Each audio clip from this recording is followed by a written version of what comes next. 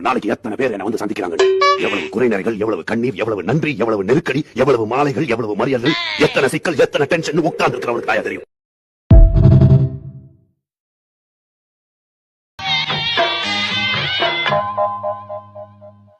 என்ன சொல்லுவேன் என் உள்ளம் தாங்கல, மெத்த வாங்குனேன் தூக்கத்தை வாங்கல. யாருக்கு தான் இல்லை. என்ன சொல்லுவேன் என் உள்ளம் தாங்கல, மெத்த வாங்குனேன்